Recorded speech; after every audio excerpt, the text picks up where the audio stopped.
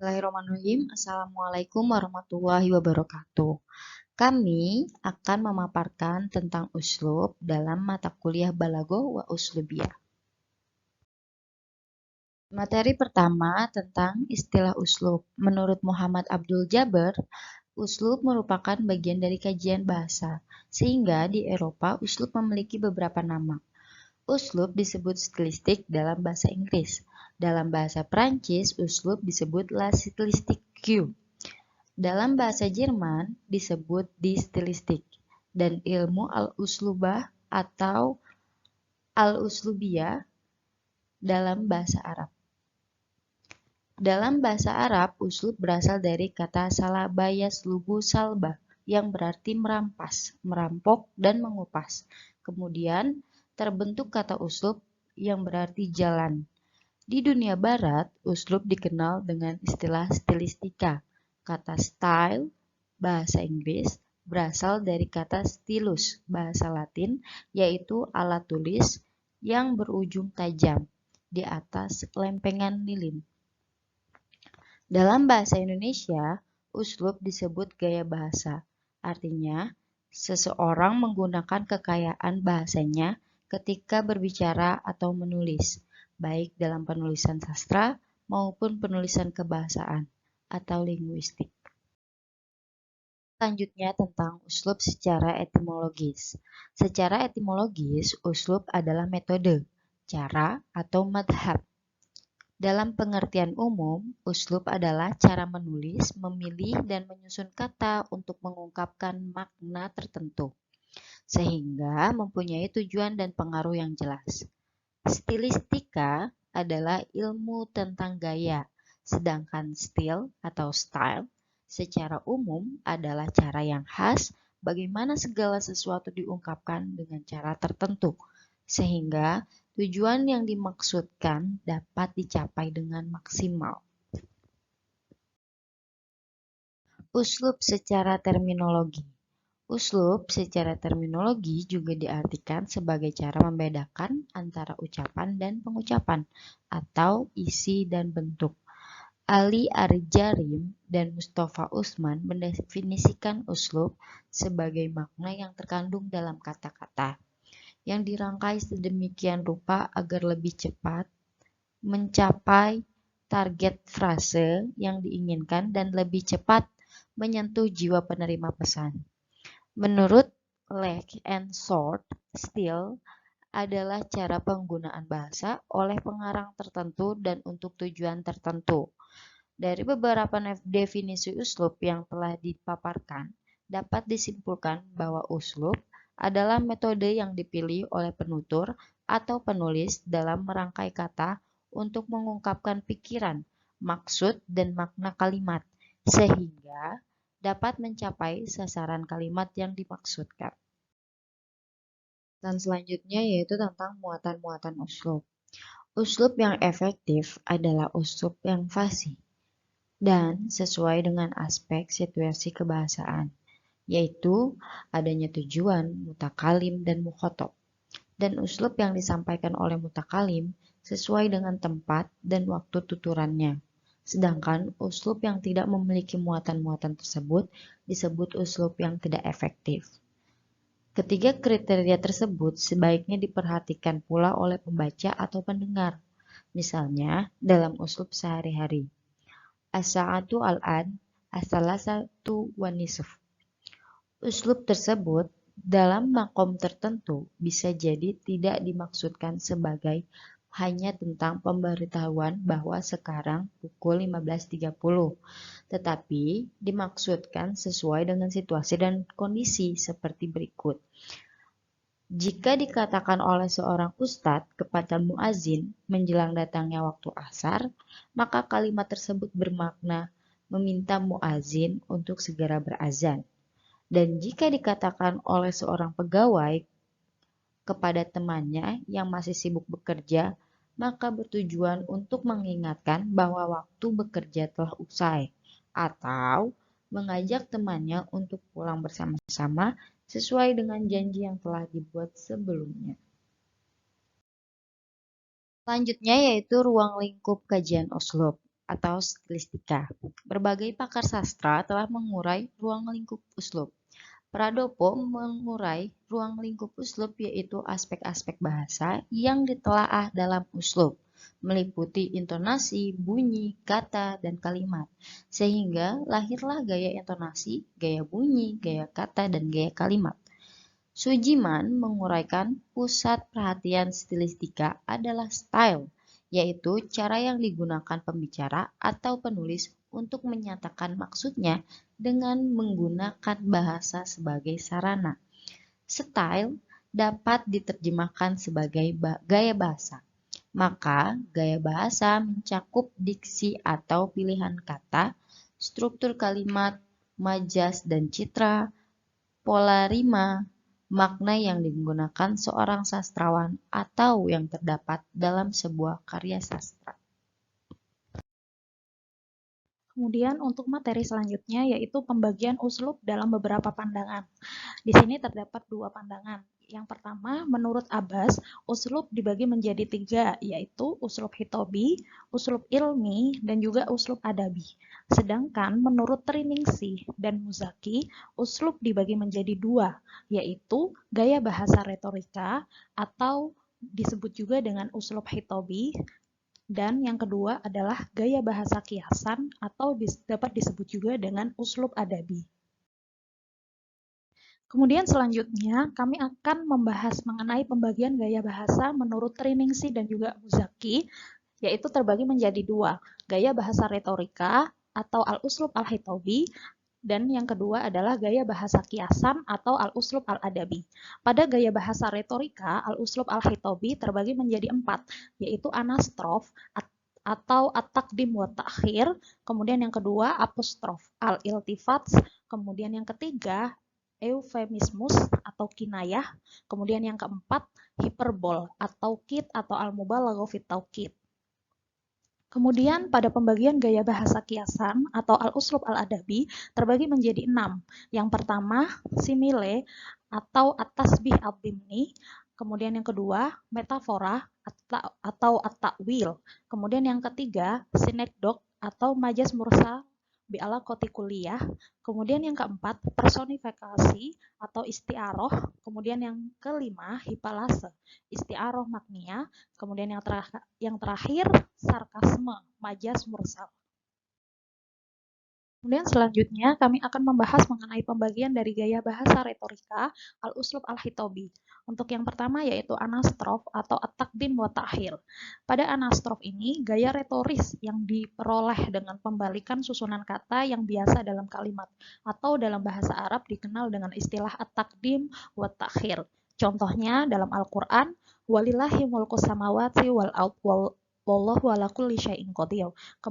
Kepunyaan Allah lah kerajaan langit dan bumi, dan Allah Maha Perkasa atas segala sesuatu.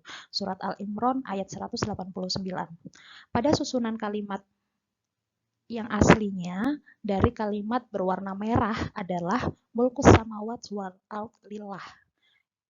Itu termasuk dalam susunan mubtada khobar. Namun, dalam ayat tersebut dibalik, khobarnya didahulukan dan mubtadanya diakhirkan sehingga menjadi lillahi mulkus samawat karena ada tujuan taksis atau menghususkan. Kemudian, untuk kedua, apostrof atau al-iltifats. Apostrof termasuk gaya yang berbentuk pengalihan amanat dari para hadirin kepada sesuatu yang hadir. Cara ini sering digunakan oleh orator. Contohnya dalam Al-Qur'an, wala yahillu lakum an ta'khudhu mimma ataitumuhunna syai'an illa ayyakhofa alla yuqima hududallah. Tidak halal bagi kamu mengambil kembali sesuatu dari yang telah kamu berikan kepada mereka, kecuali kalau keduanya, suami dan istri, khawatir tidak akan dapat menjalankan hukum-hukum Allah. Surat Al-Baqarah ayat 229. Pada klausa pertama yang berwarna merah menggunakan fa'il, yaitu antum, dengan domir mukhatab.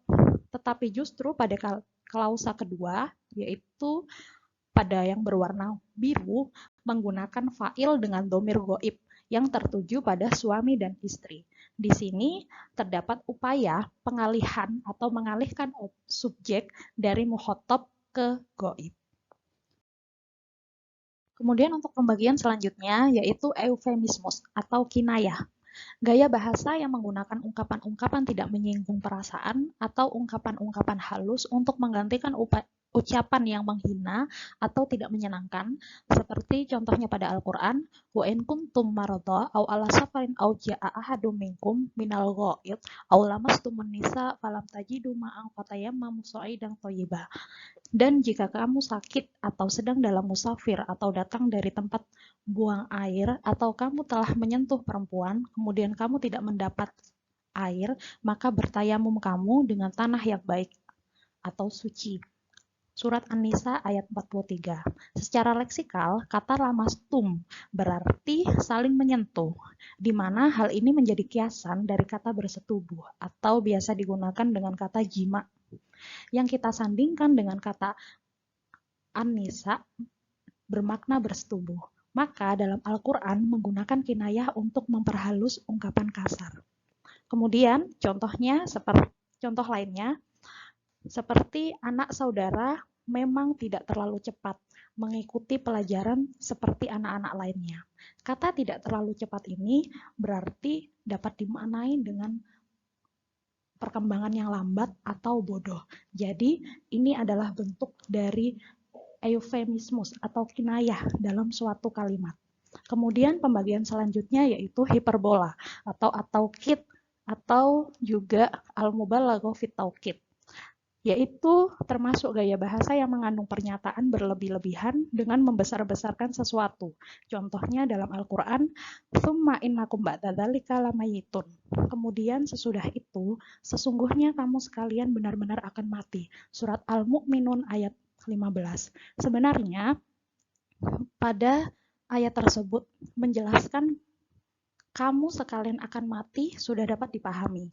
Namun untuk dapat menekankan kata mati tersebut maka dihubungkan dengan kata mayitun sebagai peringatan keras kepada manusia bahwa peristiwa kematian itu pasti terjadi dan dapat dilihat secara indrawi. Contoh lainnya yaitu seperti prajurit itu masih tetap berjuang dan sama sekali tidak tahu bahwa ia sudah mati. Kata-kata sudah mati tersebut dapat dimaknai atau bermakna kalah atau tidak ada harapan lagi, tetapi masih ingin berusaha dan dilebih-lebihkan dengan kata sudah mati. Seperti itu. Pembagian selanjutnya yaitu mengenai gaya bahasa kiasan atau al-uslub al-adabi. Yang pertama yaitu simile, tasbih ad-dimni. Simile atau persamaan adalah perbandingan yang bersifat eksplisit yang dimaksudkan untuk langsung menyatakan sesuatu yang sama dengan hal lainnya. Contohnya, dalam Al-Quran, Al-Qari'ah, Mal-Qari'ah, wa ma adraka mal-Qari'ah, yauma yakunun nasu kal farasil mabthuth wa takunul jibalu kal ihnil manfush. Artinya, hari kiamat. Apakah hari kiamat itu? Tahukah kamu apakah hari kiamat itu? Pada hari itu manusia seperti kupu-kupu yang bertebaran dan gunung-gunung seperti bulu yang dihambur-hamburkan. Surat Al-Qari'ah ayat 1-5. Hal ini mempresentasikan dan mempersamakan peristiwa pada hari kiamat, seperti adanya manusia disamakan dan atau direpresentasikan dengan kupu-kupu yang bertebaran, sedangkan gunung-gunung disamakan dan direpresentasikan dengan bulu yang dihambur-hamburkan. Dalam simile ini ditandai dengan penggunaan kata seperti bagai, bak, umpama, laksana, dan juga sebagai. Seperti contoh lainnya, yaitu bagai duri dalam daging. Maka kata bagai inilah yang menjadi penanda dalam gaya bahasa simile. Kemudian pembagian selanjutnya yaitu pada metafora atau at-ta'wil, termasuk dari gaya bahasa yang menganalogikan sesuatu secara langsung dalam bentuk yang singkat. Contohnya dalam Al-Quran, yadullahi fauqa aidihim, bahwasannya orang-orang yang berjanji setiap kepadamu Muhammad, sesungguhnya mereka hanya berjanji setia kepada Allah. Tangan Allah di atas tangan mereka. Maksud dari tangan Allah ini adalah kekuasaannya, karena Allah Maha Suci dari segala sifat yang menyerupai makhluknya.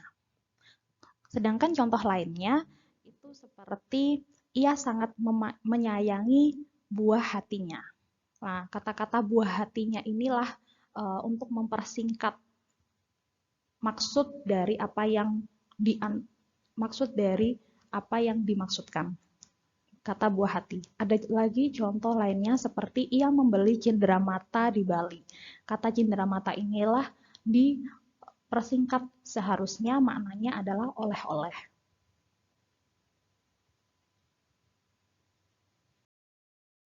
Kemudian pembagian selanjutnya pada gaya bahasa kiasan atau al-uslub al-adabi, yaitu adalah sinekdok atau majas mursal bi ala koti kuliah.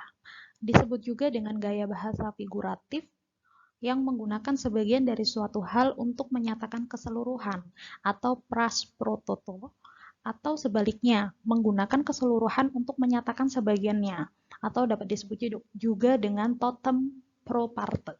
Contohnya dalam Al-Quran adalah yaj'aluna asabi'ahum fi adhanihim minas sa'iqi hadzarul maut.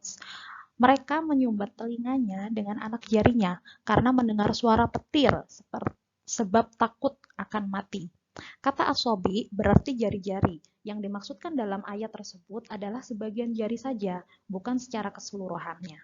Karena tidak mungkin keseluruhan jari dapat dimasukkan secara bersamaan dalam lubang telinga. Dan tentunya hanya dapat dimasukkan sebagian jari saja. Kemudian contoh lainnya yaitu seperti setiap kepala dikenakan sumbangan sebesar Rp10.000.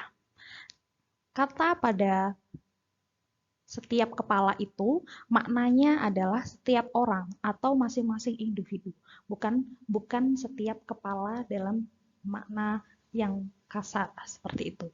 Kemudian untuk pembahasan selanjutnya yaitu personifikasi atau isti'aroh.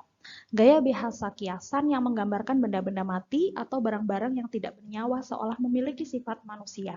Contohnya dalam Al-Quran, wakila ya ardu ibla'i ma'aki wa yasama'u aqli'i wa ghidhal ma'u wa qudiyal amr.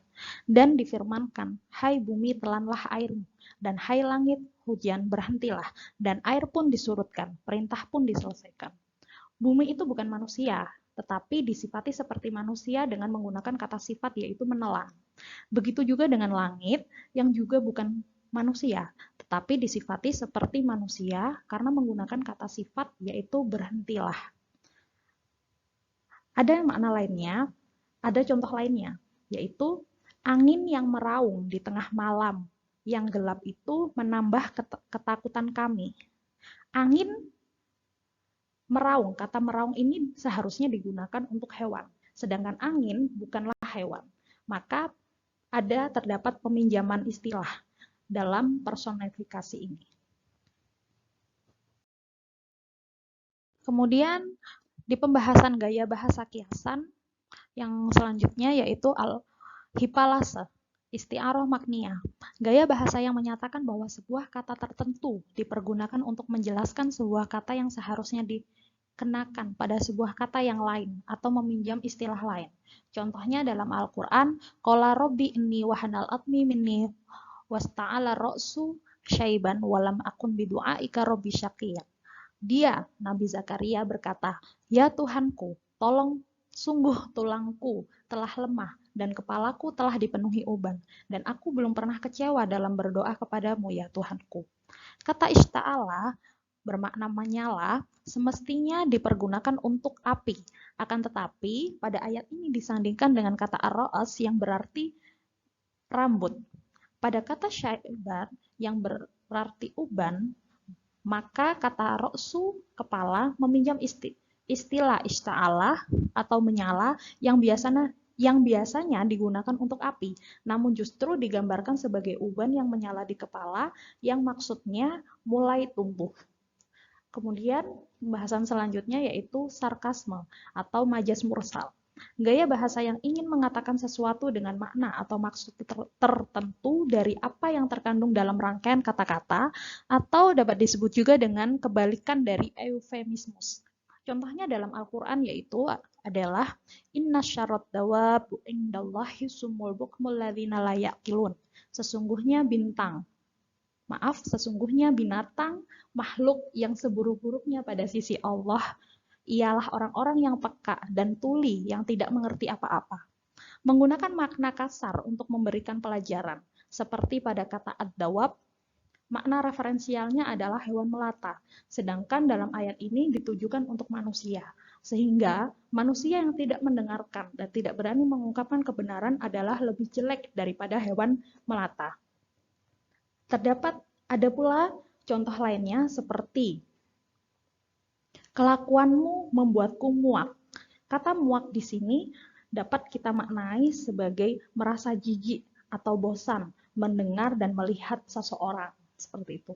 Maka dalam sarkasme ini lebih kata-katanya itu mengandung pada hal-hal kepahitan atau celaan dan sifatnya kasar. Demikian pemaparan dari kami mengenai uslub dan juga pembagiannya. Kurang lebihnya mohon maaf. Syukran, wabillahi taufiq wal hidayah. Wassalamualaikum warahmatullahi wabarakatuh.